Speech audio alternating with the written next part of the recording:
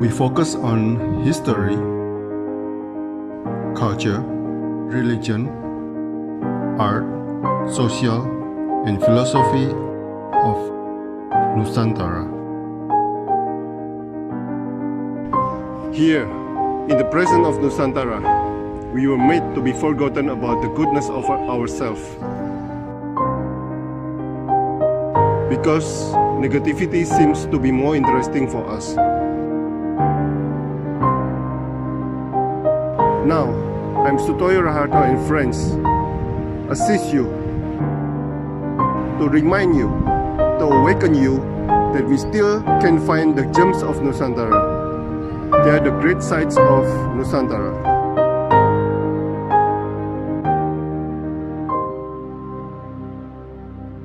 Selamat pagi, Mbak Rosmala Sari Dewi. Wow. Owner Gandrung Dance Studio, owner Sanggar Nyi Ronggeng. Saya juga mau tanya nih, Nyi Ronggeng katanya bukan wanita seksi. Ada kalimat ronggengnya, tapi artinya bukan wanita seksi, ya identik dulu. Winner Asia Arts Festival 2019. Winner Dancing Catalonia 2017. Wow. Dan saya lihat kebanggaan luar biasa waktu dapat first prize ya. Iya. Di mana itu? Yang di Barcelona juga di Spain. Itu aku bikin koreografi tari sancang gugat anak-anak SMA, dan menangnya itu mengalahkan semua kategori kayak teater, tari, musik, teater, tari, musik, ya itu semuanya. Jadi aku yang dapat prize-nya, grand prize-nya aku gitu. Kalau yang Dancing Leon Mart itu skor tertinggi sih, dan juara satu di semua kategori tari gitu. Jadi kontemporer, tradisional, hip hop, folk dance, hip hop, modern, ballet juga gitu. 35 negara ya? Iya. Wow. Dan 35 negara itu rutin selalu mengikuti itu? Tidak. Jadi setiap tahun itu berbeda-beda berjumlah negaranya. Jadi kebetulan aja aku kemarin bertandingnya lawannya banyak. Oke, saya mulai ya pertanyaan saya. Oke. Banyak tertulis di media bahwa Mbak Mala mulai tari di umur 6 tahun. Dimasukkan ke 3 sanggar tari. Mengapa tari? Silakan. Jadi mamaku tuh seneng seni, nyeni gitu ya. Beliau tuh gak boleh nari. Bolehnya kalau zaman dulu tuh sama orang tua tuh main marawis gitu loh, apa yang muslim gitu kan. Ya jadi anaknya korban. Korbannya sampai masuk 3 sanggar gitu. Dan setiap hari dianterin, jadi harus nari. Tapi kalau papaku itu nggak setuju. Jadi ada selalu kabur-kaburan kalau mau latihan nari. Selendangnya dilempar lah, atau ngumpet, atau pas pulang ketahuan bapak itu almarhum diomelin, kayak begitu aja. Wow.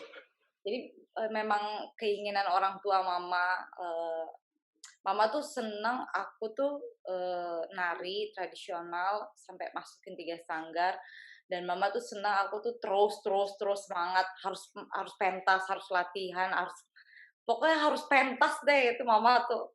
Jadi harus menang kayak gitu. Tapi ada resisten nggak dari Mbak Mala sendiri? Ada apa? Resistance. Iya. Iya. Pasti. Jadi habis itu ya aku lanjut terus. di Maksud saya ada perlawanan nggak awal-awal? oke, Ya, sorry ya. ya, ya. Perlawanan sih enggak sih, aku tuh happy aja. Kalau perlawanan dari almarhum bapak aja sih udah itu doang. Karena kan, sangat, muslim sekali. Beliau, melarang aku yang berhubungan dengan seni. Tapi kalau aku pribadi enggak, aku seneng terus, my passion, like, eee, ini tuh sesuatu yang selalu bikin aku happy, terus, mood aku ya happy aja terus, dan aku suka cinta gitu. Oke, oke. Nah, apa yang sering dikatakan ibu sejak umur 6 tahun hingga Mbak Mala memenangkan banyak lomba tari? Mama tuh orangnya ini ya, ambisius ya, sangat ambisius dan, sebenarnya dia mau jadikan aku artis gitu. Tapi aku nggak mau, aku maunya nari. Jadi harus menang seperti itu, gitu. Ayo pentas ini gitu. Sangat ambisius lah. Wow, ambisius. Kuncinya ambisius ya? Oh, mati. Iya, Oke, kepotong tadi. iya. Jadi kuncinya ambisius ya? Iya, Mama tuh, eee, pengen aku tuh really famous gitu. Pengen aku, sukses banget, sukses dan prestasi itu sih, sampai sekarang until now. Dan sudah merasa sukses? Iya kalau ditanya, pasti orang kan tingkat puasnya tuh berbeda-beda. Kalau aku sih sudah, maksudnya aku sudah merasa apa yang aku capai saat ini sudah ditingkatkan apa yang aku inginkan gitu. Oke, oke. Mbak Mala pernah mengatakan bekerja, berkarya, mandiri, berprestasi. Segala sesuatunya harus ada hasil. Apa yang Anda lakukan sewaktu hasil itu tidak berhasil? Ah, jadi belum pernah merasakan tidak berhasil, tapi kalau aku orangnya, aku terus sih, maksudnya apa yang aku lakukan misalnya itu tidak berhasil atau tidak yang aku inginkan sesuai target, biasanya aku terus proses, terus belajar apa nih kesalahannya yang aku lakukan gitu. Dan, yang dalam ditanam diri aku tuh aku selalu, menghilangkan sifat-sifat males gitu dan nggak pernah mood atau baperan.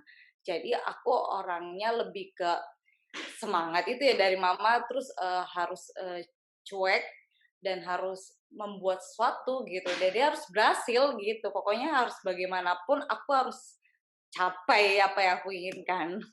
Nggak pernah meleset? Nggak pernah. Wow. Di sebuah media ada tulisan, tari seperti nafas hidup. Kalau berhenti ya seperti tidak nafas. Sewaktu kita bernafas, kadang kita mengalami sesak nafas kan, sengaja atau enggak. Itu Nah, nggak sesak napas kalau kecapean kayaknya. nah, sewaktu mengalami masa-masa sesak nafas dalam dunia tari, apa yang dilakukan? Ini sesak nafasnya secara, kayak kehidupan sekarang pandemi ini kan Oh, seniman sesak nafas. liri homeless, liri jobless-nya udah bye, say goodbye gitu kan. Ya itu yang aku rasakan pas saat pandemi ini. What? Gitu kan. Biasanya aku festival ke luar negeri bisa 4 atau 3 negara, aku ngurus anak-anak pentas di dalam negeri, bisa kita ikut-ikut kegiatan gitu kan. Ya kemarin itu kayak nggak bisa napas aja. Kayak, ya udah deh, ya udah deh, kayak gitu. Sedih aja sih itu. Kalau secara, proses normal sehari-hari ya kalau aku nggak latihan itu kayak nggak kayak nafas aja gitu. karena aku senang latihan kan, jadi terus proses latihan nari. Tapi kalau di dalam misalnya nggak bisa napas, ya capek, ya itu pasti ada gitu. Iya, ya, maksudnya waktu pandemi atau sebelum Pada pandemi. pandemi ya, semua udah mereka kayak beralih profesi jadi bikin homemade makanan, jualan ini, reseller, jadi apalah segala macem gitu. Jadi aku support beli gitu. Dan yang aku tanamin dari dulu, karena aku sudah sadar waktu saat kuliah, kan aku di rantau gitu, jadi aku saving money. Jadi setiap habis job nari, pasti aku selalu tabungin beberapa uangnya. Dan aku pandemi ini ya merasanya ya kehilangan job saja dan ruangnya terbatas, kayak biasa aku nari panggung konvensional gitu, jadi sekarang di rumah gitu kan. Jadi stage ini, ruang di rumah dimanapun udah jadi stage gitu kan, dengan masker lah gitu, itu kan juga udah susah bernapas gitu, ya nggak bisa pakai masker dipaksain. Seperti itulah. Oke. Sebelum pandemi nggak pernah mengalami hal-hal seperti itu, misalnya persaingan lah, atau Kalau persaingan masih ada sampai sekarang, tapi ya oke, itu, aku tuh orangnya termasuk cuek banget gitu, bener-bener kayak, "Kamu salah kalau ngehajar aku," gitu. Kan kalau kebiasaan di sini ya, not everybody people Indonesia, dia bersaingnya bukan berkarya, tapi kadang masalah pribadi atau, apapun gitu kejelekan kita yang dikorek gitu. Tapi sebenarnya kalau aku bersaing itu dari dulu dengan karya, kreativitas, sama tunjukin prestasi gitu. Dan maksudnya sombongnya aku di situ. I mean like it's a ya, positive ya, ya, gitu ya. kan. Hmm. Seperti itu sih. Dan aku orangnya cuek, nggak pernah eh, baperan atau membalas atau apalah kayak gitu-gitu enggak. Wow, cuek ya kuncinya.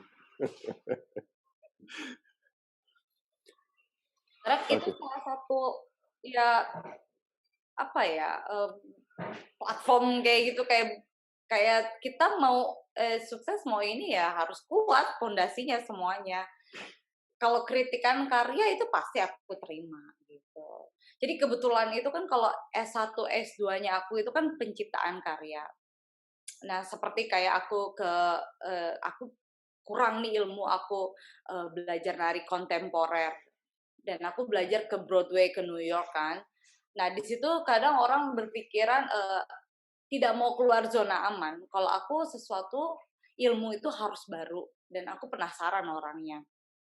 Saat aku pulang, aku membawa sesuatu yang baru, ya mereka kayak, apa sih?" Kayak gitu-gitu. Tapi dengan aku konsisten, aku tunjukin kayak begini dengan terus hasilnya, dan aku kembali tidak langsung jadi seorang Broadway, jadi but like look at, I mean like aku ber tetap, maksudnya beradab dengan budayaku gitu, tetap terus melestarikan, influencer ke siapapun, anak muda ke luar negeri dengan nari tradisional. Hanya saja ilmu aku bertambah, jadi aku tahu kontemporer tradisional, like nge-mix kontemporer orang modern gitu, maksudnya di New York itu jazz, lyrical kayak gitu-gitu. Aku bisa nambah ilmu, aku bisa masukin kontemporer tradisional dengan teknik-teknik yang aku pelajarin gitu. Nah, itulah aku bersaingnya ya ayo berkarya. di suatu media Mbak malah mengatakan selalu tari tradisional Indonesia yang paling dikagumi, disenangi, ditunggu-tunggu, disanjung. Mengapa ini terjadi? Apakah tradisi kita lebih tua, lebih rumit daripada negara-negara tersebut? Atau kemampuan penari Indonesia yang luar biasa? Atau karena Mbak Mala sendiri? Jadi ya, jadi pengalaman aku aja sih, sewaktu di New York itu, aku bawa showcase-nya tetap ada tradisional gitu. aku nggak mau percuma selama aku SD gitu, selama aku kuliah itu aku nggak mau ilmu aku hilang tidak dipakai gitu. Jadi aku buat fusion dan pulang ke Indonesia malah lakunya di tradisional. Jadi tapi sebenarnya aku udah ikut festival 2011. Kalau ke New Yorknya itu 2013. Nah, waktu aku festival di luar negeri itu selalu yang paling ditunggu itu negara Indonesia karena kita tuh berbeda dari setiap gerakannya. Jadi kalau kita tuh gerakannya, tiap gerakannya itu punya makna seperti tarinya sendiri, dari arti deskripsi tarinya sendiri, dan kita tuh full color dan setiap provinsi itu berbeda. Kalau di Eropa itu udah Eropa ya narinya folk dance-nya itu seperti nari bersama gitu. Kalau seperti kita tuh kayak nari poco-poco gitu. Jadi mereka tuh satu aja atau nari selayang pandang misalnya gitu, berpasangan. Nah, mereka tuh ya satu aja, satu Eropa itu aja atau ciri khasnya selalu bersama bareng. Dia tidak punya yang kita misalnya sakit aja punya Sunda aja punya 5 rumpun. Wayang, topeng, cirebon, kreasi, tari rakyat seperti itu kan. Nah, mereka enggak, jadi mereka cuma satu atau divariasi mereka jadi punya 5 tarian atau berapa setiap negara lah. Nah, kita lebih kaya itu aja, kita lebih kaya dan mereka menonton apa yang kita pertunjukkan selalu berbeda.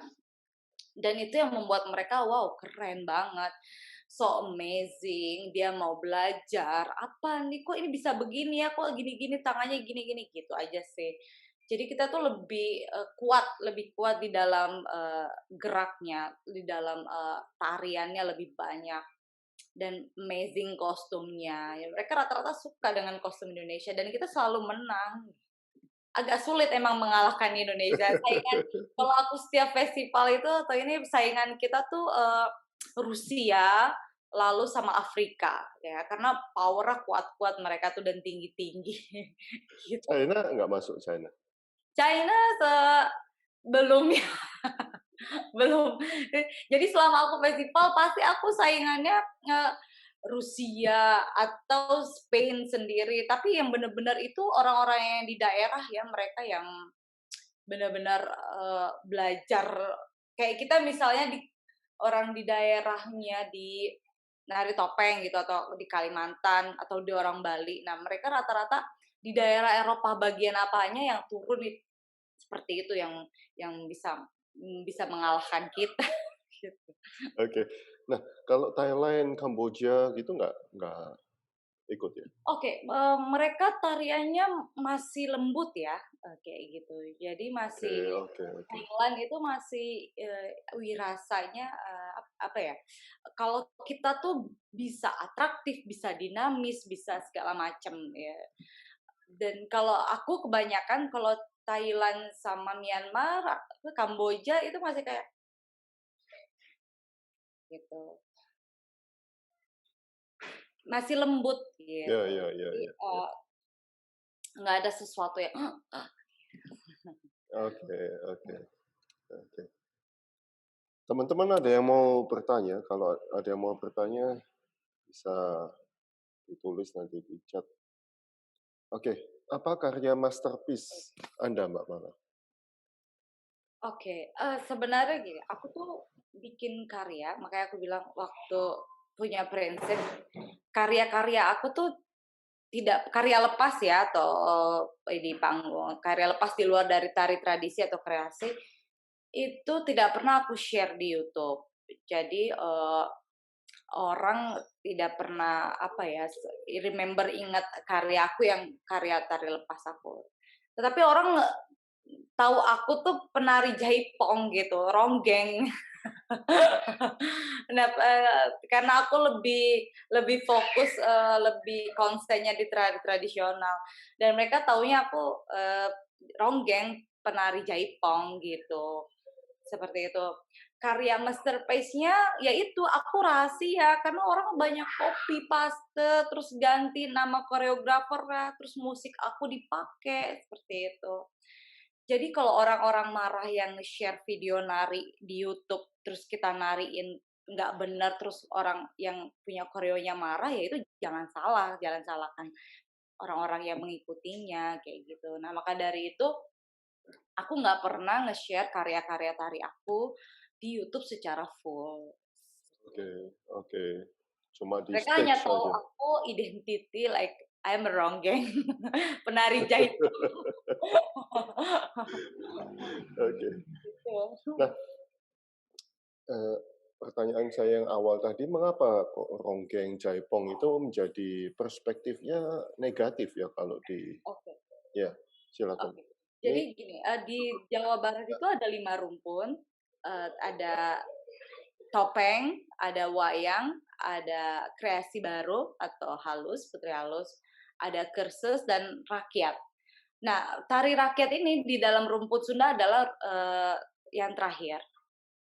Dan dia itu mempunyai kayak gini, kerangka gitu. Dari rumput tari rakyat ada zaman dulu ketuk tilu. Nah, ketuk tilu itu biasanya banyak ronggeng. Ronggeng ini sebenarnya artinya penari. Ronggeng ini artinya sebenarnya penari gitu.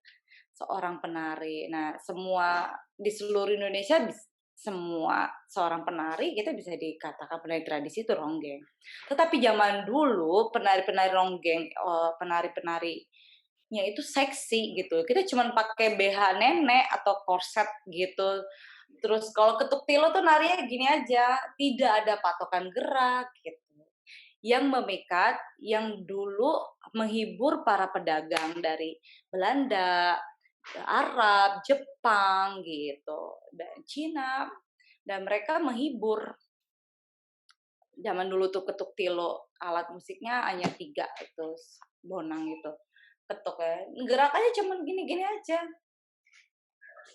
nggak ada variasi. Setelah itu baru perkembangan ketuk tilu, lalu ada perkembangan lagi, ada bajidoran, keliningan bajidoran. Nah, keliningan bajidoran ini yang banyak orang identik dengan negatif gitu. Tapi memang di stage dan di belakang stage itu banyak sekali ada maknanya.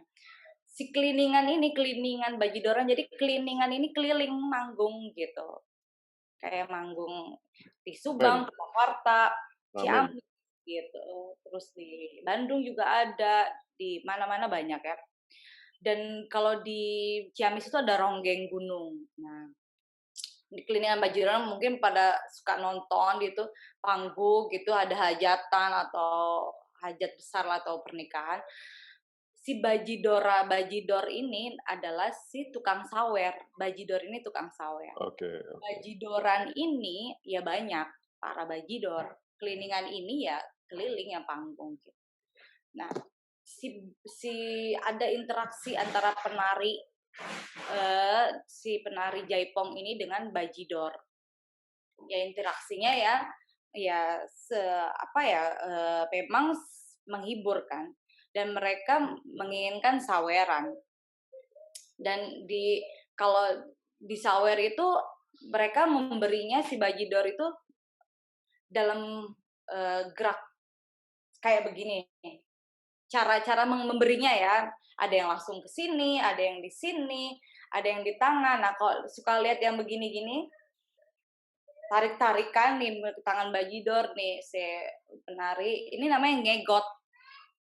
Di dalam sininya ada duit, dia duit kasih, atau kalau dia suka dia giniin gitu, atau dia bisik gitu, nanti setelah panggung kamu bertemu dengan saya gitu. Di sini juga ajang jodoh. Oke, oke. Ini juga bisa jadi ajang jodoh karena terkadang si penari ini bisa jadi pacarnya atau menikah dengan si bajidornya ini. Ya mereka itu bisik-bisik kan suka gini sambil ngobrol, kan nggak kedengeran bising orang denger apa, mereka berdua ya hanya tahu kayak gitu. Nah kadang si bajidora menunggu selesai baru pergi. ya entah kemana, I don't know ya, kayak begitu. Dan di dalam bajidoran itu ada persaingan juga, apa ya, si penari ini persaingan membajidor mana nih yang keren, yang ngasih duit banyak, yang kaya, yang ganteng gitu kan. Nah, itu udah persaingan juga ada. Mereka menggunakan, zaman dulu masih menggunakan, susuk gitu, berdoa, kayak gitu-gitu masih ada. Mungkin aku nggak tahu sampai sekarang ya, karena udah lama aku nggak penelitian juga. Terakhir aku 2000 berapa ya, 2011, ya udah terus habis itu, ya seperti itulah jadi identiknya. Mereka menggoda kan, maksudnya merayunya hanya untuk diberikan saweran uang yang banyak. Mereka seperti itu, ada yang satu kesenangan emang untuk menghidupi keluarga, ya faktor ekonomi semuanya kayak begitu. S2-nya tesisnya tentang apa? Itu tarung batin, Wow, pertarungan wow, batin si penari ronggeng itu. wow. Jadi aku Kita harus ngadain sesi kedua tentang S2-nya nih.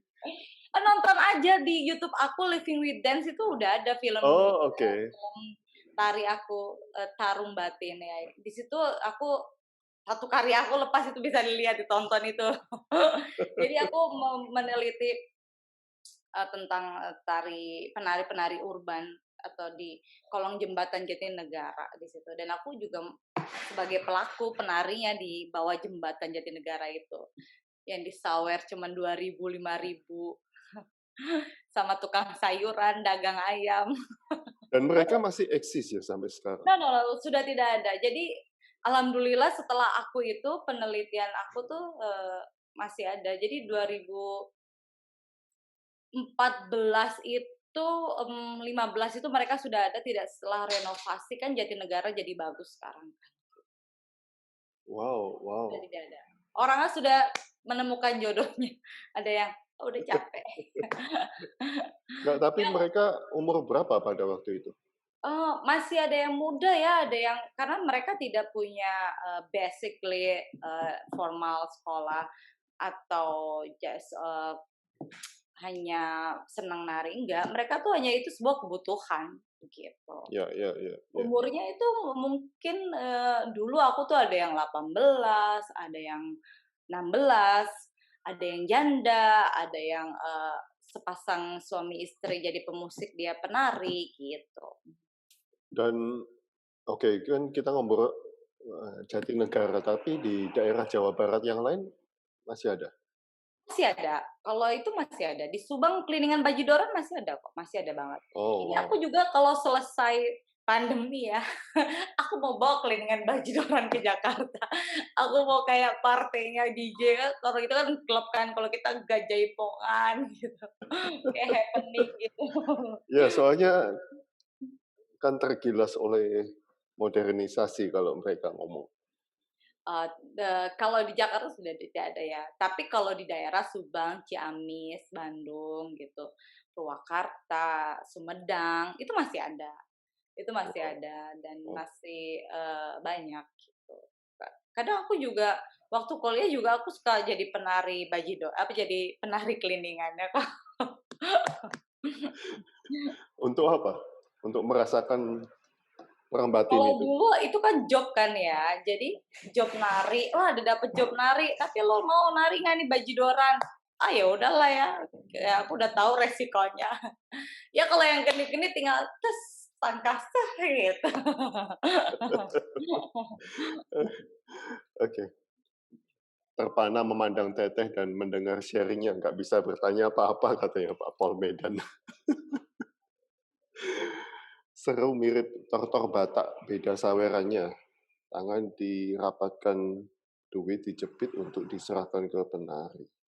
Oh, di Batak juga ada. Oke. Nah, Oh ya, oke, sorry. Jadi aku juga pernah merasakan di Sawer juga tortor di sini gitu, nari. Dan aku kemarin baru pulang juga workshop kan sharing project Sumatera Utara. Jadi aku sekarang tahu semua. intinya di sana. Bisa. Oke. Maksud saya kalau nyawer kan jauh nih nggak bisa.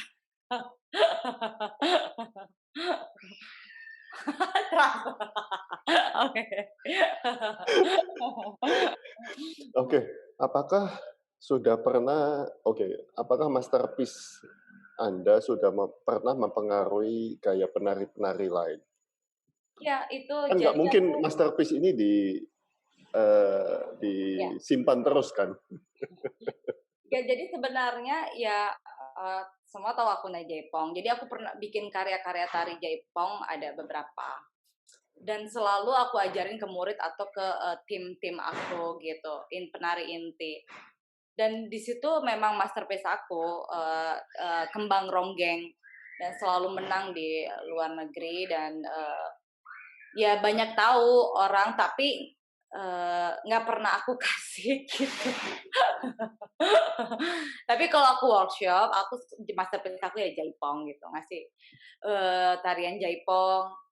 Aku belajar dulu sama Abah Ahwan, guru aku gitu. Jadi kadang Abah yang memberikan gerakannya, aku masukkan, aku bikin koreo atau bergantian atau aku dengan Abah Ahwan.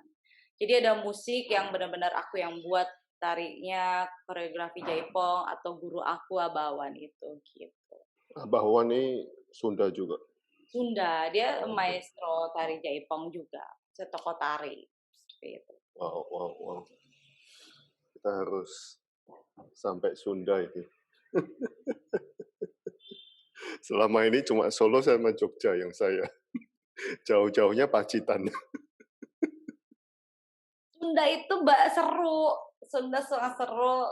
Sebenarnya semua daerah tuh seru banget, jadi punya misterius apa, kayak waktu aku kemarin ke Tortor Somba ya, ke Simalungun, sorry, ke Simalungun, Sumatera Utara, itu daerah Simalungun, ada tari Tortor Somba ya, dia presentasi gitu kan. Aku hanya mau lihat, beberapa gerakan saja, oh contohnya oke, jadi setiap ini Jaipong begini contohnya ini. Tapi pas aku bilang, "Oh udah stop aja, nggak usah sampai selesai." Terus mereka bilang, "Nggak bisa, ini tuh harus sampai selesai, karena nanti kalau kepotong, itu maknanya berubah artinya," kayak begitu. "Dan itu tidak boleh sama leluhur nenek moyang kita," gitu. "Oh oke, sorry," aku bilang. Seperti itu. Kayak begitu. Oke. Jadi sebenarnya tuh setiap daerah tuh, punya, cerita yang sangat, keren ya aku bilang. Makanya aku Tapi benar-benar lebih cinta ya. tapi mestinya Sunda seperti Baduy Dalam segala itu masih masih kuat sekali ya? Masih, Masih di kuat sekali. topeng, Cirebon, wayang gitu. ya. Iya, tari wayang di Sunda itu kita tuh sekarang bisa menceritakan kehidupan sekarang. Terus aku tuh belajar Sri Kandi Mustakaweni, Gatot Kaca, kadang aku jadi prajurit kayak begitu. Dan aku belajar tari topeng, topeng kelana, panji, tumenggung itu juga punya arti. Ya, Ladak, ya, ya. gagah, halus gitu. Jadi sifat halus kayak panji gitu, temenggung, ladak, kelana, gagah, galak gitu, garang. Nah itu sama seperti kehidupan kita. Nah, S1-nya tulis tentang tesis skripsi apa?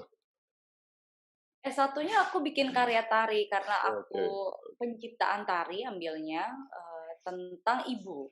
Jadi aku bikin karya tari judulnya Ibu. Itu namanya mungkin kalau di kita karya lepas gitu. Atau kalau orang umum bilang kontemporer ya itu kontemporer. Sebenarnya itu karya lepas gitu. Tentang ibu. Jadi bagaimana aku nggak pernah jarak jauh dulu sama orang tua. Aku baru keluar dari rumah itu sekolah, maksudnya baru pergi itu dari rumah itu waktu kuliah di Bandung. Nah itu. Oke. Jadi setiap minggu aku harus dulu pertama pulang lah sebulan. Telepon kalau nggak nangis kayak gitu-gitulah. Jadi aku buat karya tentang hubungan erat emosional antara ibu dan anak saat melahirkan gitu. Dan dewasa. Dan kembali lagi ke bumi tanah. Apakah untuk menjadi penari Jaipong ada ritual khusus ini, Pak Iswoko dari Semarang? Ada. Oke, enggak, tidak ada ritual khusus, ritualnya ya nari latihan. Nari latihan masuk sanggar. Kayak aku ritualnya, aduh, karena waktu aku zaman kuliah, ini orang job narinya di Sunda itu Jaipong semua kan, tari-tari Jaipong. ya aku ritualnya yaitu masuk sanggar ke Abawan itu belajar nari, latihan, proses, ya sudah sampai sekarang jadi bikin karya gitu. Udah lebih ya kita nggak bisa ngomong modern, lebih simpel mungkin. Udah nggak masuk ke tradisional ritual dan segalanya. Udah iya. Ya. Kalau kayak gini, kalau di topeng ya, jadi mereka tuh ada, misalnya anak ini sudah sangat bagus, sangat menyatu gitu dengan si topeng itu, si karakternya, dia membawakannya sesuai dengan karakter dan dia benar-benar menghayat apa ya, like trans gitu ya. Dan itu ada ritual mereka memandikan anak ini dengan si topengnya gitu. Anak siapa? Penarinya, misalnya Oh, penari oke. ini. Nah kan saya tadi bilang ritual jaipong. Nah kalau di topeng ada. Jadi dia tuh sudah sah sebagai penari topeng yang sangat keren, hebat gitu. Yang sudah menyatu dengan topeng karakternya gitu. Yang bisa trans. Di situ juga ada kayak aku bicara dengan cucunya Mimi Rasina itu, kakak kelas aku kuliah waktu S1 di Bandung. Saya ke sana, saya ngobrol, saya mau study tour dengan murid aku, jadi aku cerita dan dia berceritakan di sini ada ritual, maksudnya ini sudah syah sebagai penari topeng yang sangat keren gitu. Yang sudah menghayati gitu. Ada deh, jadi mandi apa dengan topengnya kayak gitu. Mbak Mala bisa sintren. Sintren. Siapa tahu hilang gitu lah. Ya enggak ya sintren. Tapi aku tahu itu tarian sintren. Aku nggak, maksudnya bukan nggak bisa, Mas. Dan aku nggak bisa hilang gitu. Kalau trans aku bisa gitu. Oke. Trans aku bisa, ya. Oh. Ya sekarang kalau misalnya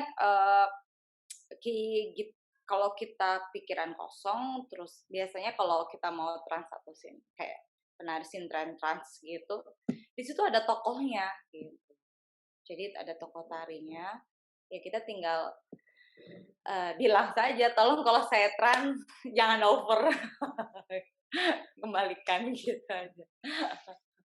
Ya, bisa aja. Terkadang aku nggak tahu, terkadang arwah, ya memang ini kan orang percaya dan tidak kan ya gitu. Ya. Saya pernah trans, jadi orang tuh melihat aku bukan aku yang nari saat nari jaipong gitu.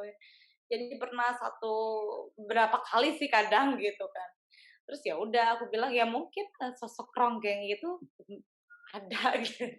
Dan memang kalau kamu ditanya, jadi kalau ditanya sosok Ronggeng itu ada di Sumedang, kuburannya ada gitu. Oh, oke. Iya. Oke. Jadi penari jadi sebenarnya seorang penari ya, dia tuh banyak disukain oleh laki-laki gitu. Dan dia punya selendang merah kalau memang itu. Ya itu, dengan selendangnya dia itu laki-laki pasti banyak suka gitu.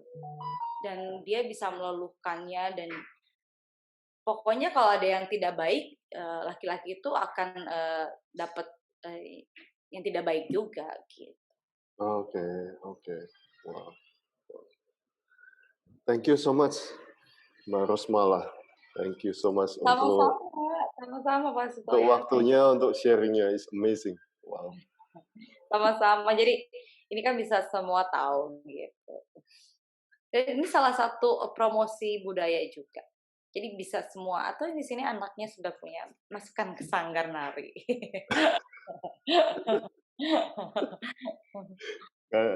Nggak tahu ini di. Tapi, ya ini banyak yang jomblo nih. Oke, thank you so much untuk Sama-sama, waktunya, untuk sharingnya. Iya, terima kasih. Sehat selalu ya, Ya, semoga selalu. selesai dan bisa beraktivitas lagi. Oke, thank you so much. Thank you. Thank you.